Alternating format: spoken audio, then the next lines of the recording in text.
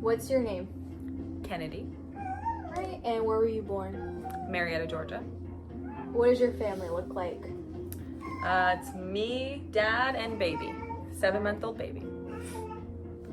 Right. Did your child show any signs of separation or stranger anxiety while they're a baby? Because Sometimes she does, yes. Yeah. Does she like get nervous around strangers? Some strangers, if she doesn't really, I guess, see them all the time. Sometimes she'll just cry and we give her to somebody else. Sometimes she just freaks out. So like when a stranger's in the room, she'll just freak out and start crying? Not necessarily in the room. It's more when they interact with her. So Mackenzie's a little bit young, but when you like dropped her off for babysitting, can you like how did she react to like being left with somebody else? I think she was okay, actually. She did the normal things, play around on the floor, sleep most of the time. But. When you came back, like maybe into the room, did she like stop crying? She was definitely excited, yes. She wasn't already crying, but she was definitely excited to see me. You can definitely tell when it's mom or dad. What's the most valuable lesson you can share about raising a child to be happy? Happy and healthy. I don't know, you're kind of always like, at work, I guess. When she cries, we need her she needs immediate help, she doesn't like to be bored, so I guess something for them to always have to do, play with, or look at. Make sure her diaper is changed because she does not like when it's dirty. And healthy, I guess the sun helps her, I don't know, she just is better outside in the sun. She likes to look at things, the wind. Yeah, I think that's good for being happy and healthy. What lesson can you say about giving her that care? Like, do you have any sacrifices that you've made for her? Not necessarily, because we kind of already did those things. I also think keeping her in the loop, like keeping her with you, she doesn't need to be by herself in her bedroom while you're out here talking, having fun. So really I don't think, she didn't change us a lot. We just keep doing the same stuff with her. Yeah, just keep her in the loop. Keep her with you. She likes to be engaged with what you're doing too. So. All right. Thank you for your time. Thank you. What is your name? My name is Alejandro. Okay, so do you want to go first? Where were you born? San Antonio, Texas. And where have you lived? I go to Georgia, but at first I lived in San Antonio, Texas for 6 years. Okay. What does your family look like? I had a father. He passed away recently, but my mom, my immediate sister, and then I have 2 half siblings. Okay. Have you had any important rite of passages in your life? I've definitely understood my place as a person, especially at my age, how I can't say or do certain things, and that's definitely a frustration I have. It's like a sudden realization, like a big realization. Another one I would say is learning how to deal with loss. Do you have any like events of rite of passages that have happened to you? Specific events. Yeah. I would definitely say going on the highway for the first time. While driving? Yes, going on the highway for the first time, going over 60 miles an hour. That was a new experience for me. Yeah. You know the aspects of adolescent egocentrism. the imaginary audience and the personal fable. How do you see those in Sprayberry? I definitely see a lot of people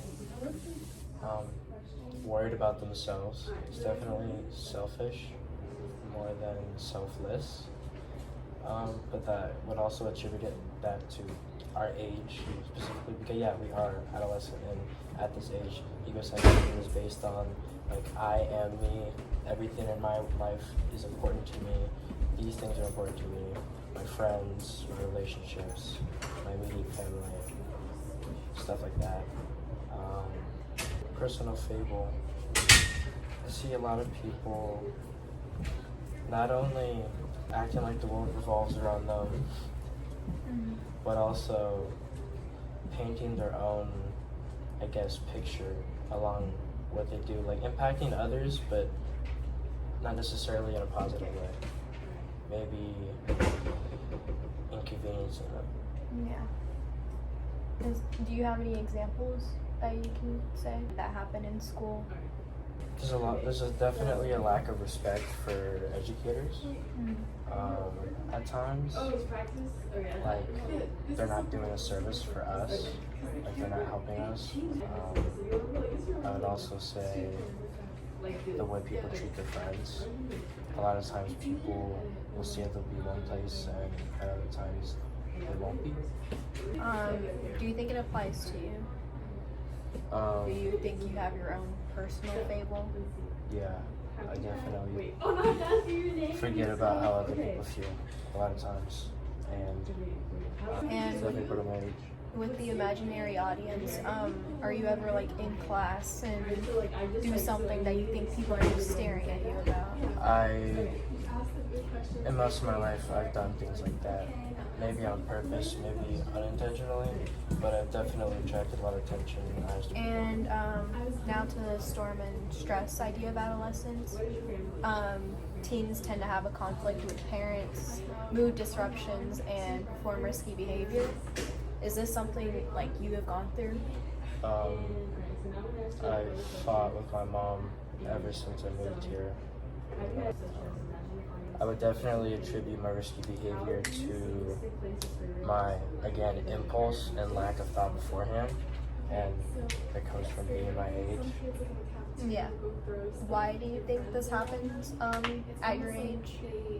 Our frontal lobes underdeveloped. We're selfish. We're worried about ourselves, and we're experiencing things for the first time in a very drastic way. And I think it's scary. So I think a lot of people, instead of responding by thinking, they respond by feeling. Margaret Mead's thoughts on adolescence. Why might Samoan teens have a different experience than American teens and adolescents? There's a certain culture in America where adolescence is an age of, like, obviously it is an age of growth and development, but like it's an immense stage of stress or anger or sadness. But I think Samoan may have also don't think that way. I think they think that adolescence is a way to like grow into your life and adulthood the way you're supposed to be. They're not worried about how we look or how they maybe sound. They're just proud of who they are. Has striving for your own independence like created conflict between any of the adults in your life?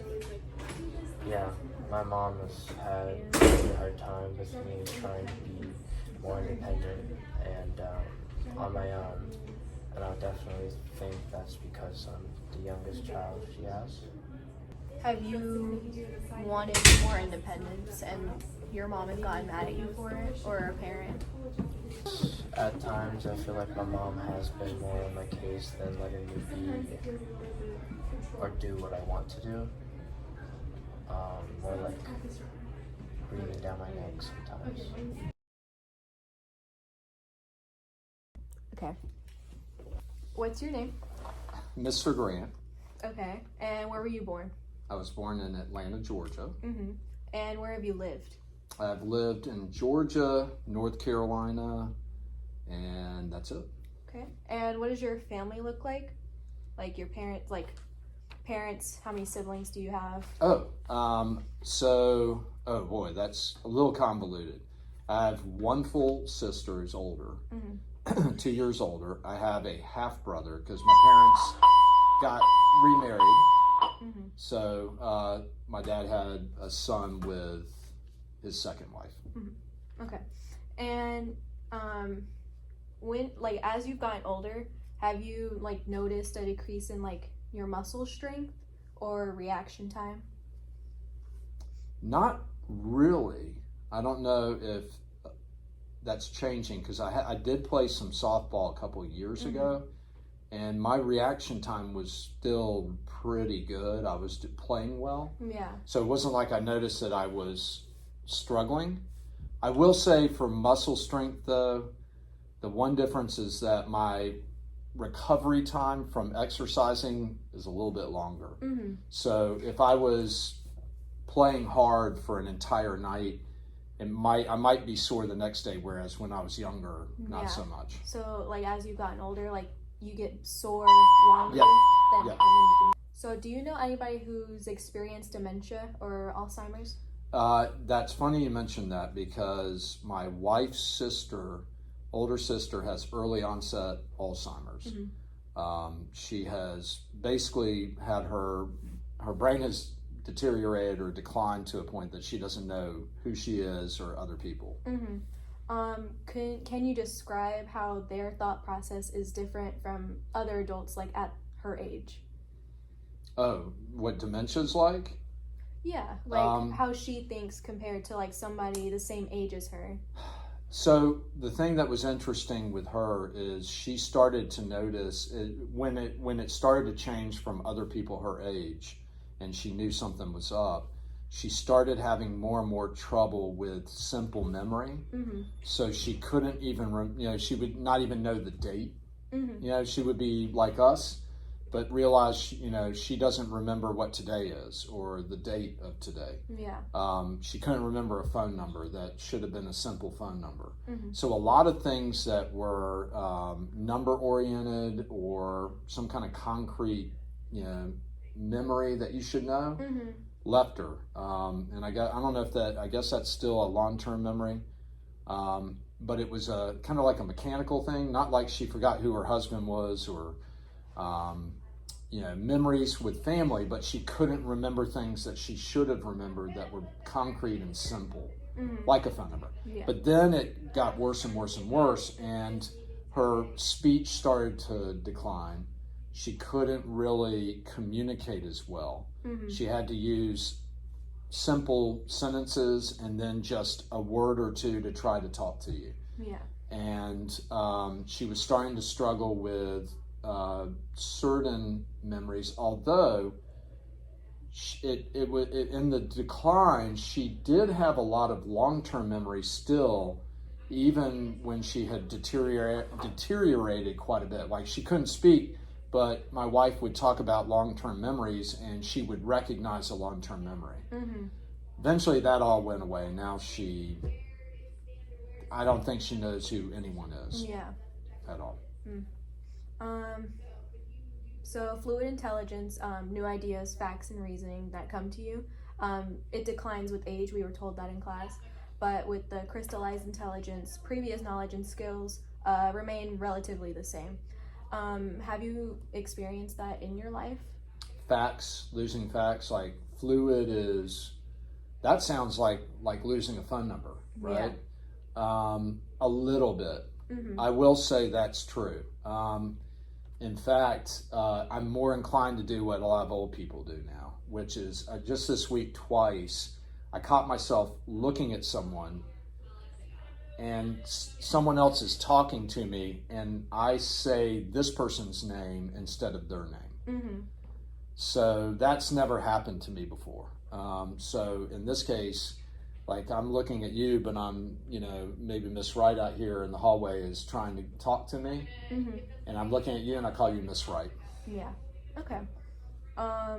What are some skills you can still do, from when you were my age? You can still do them just the same. Softball.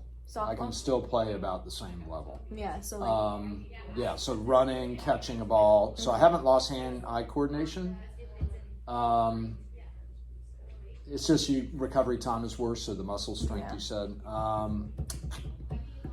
Cooking.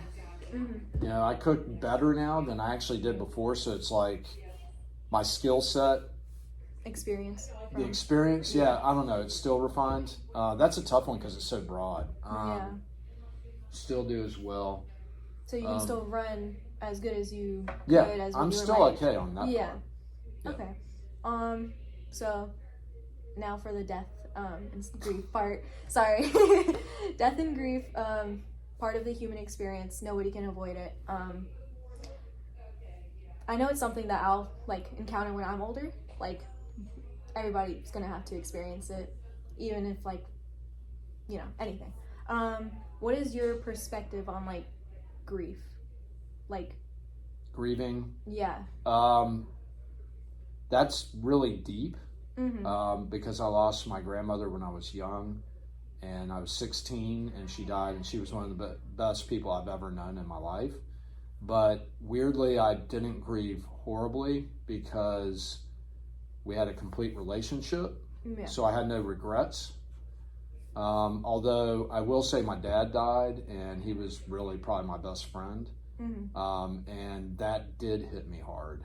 Just because I spent so much time with him, so it was the void of the time with him. Mm-hmm. So I didn't have someone that was easy to go to that always had my back. Mm-hmm. You know, like a good friend, Yeah. right? So I think it's the grief of quality. You feel like your quality of your mental support there's a void. Mm-hmm. It's weird that my grandmother, I didn't have that issue, but my dad, I did. Mm-hmm. And maybe it's because I was older. So when I was 16, I didn't grieve as hard. Mm-hmm. But as an older person, you kind of maybe need it more. Mm-hmm. I don't know. Maybe affected you more. Yeah. Yeah. Yeah. How did you move forward after losing someone that close to you? Good question.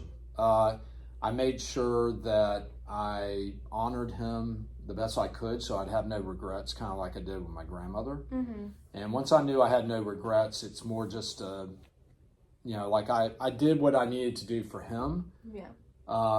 I could let go of, then it's just selfish. It's just for me, and I could let that go. Mm-hmm. I'm like, well, then now I can find things selfishly for me, other relationships that I can bring up my life, and try to help deal with the void. Mm-hmm. But for me, I think the hardest thing in grieving that you cannot let go of is if you have a regret in the relationship. Mm-hmm. I remember it was interesting because with my father, there was a significant other who he had a falling out, and they mended it as he was dying. Mm-hmm. And the hospice people said that a lot of people will hold on to life until they mend their regrets, and then they can selfishly let it go. So guilt, Mm-hmm. I had no guilt, and so I could move on. So not regretting things and still honoring the person. Yes. Is how you move forward. Yeah, if I felt like I'd been a good son, then I'm like, well, I've done my job with Yeah. my father. So now it's just me. And he would want me to find a way to be happy and make other people happy, so I'll just do that. Mm-hmm. All right. And that's all the questions I Cool. have for you. Awesome. All right. Let's go.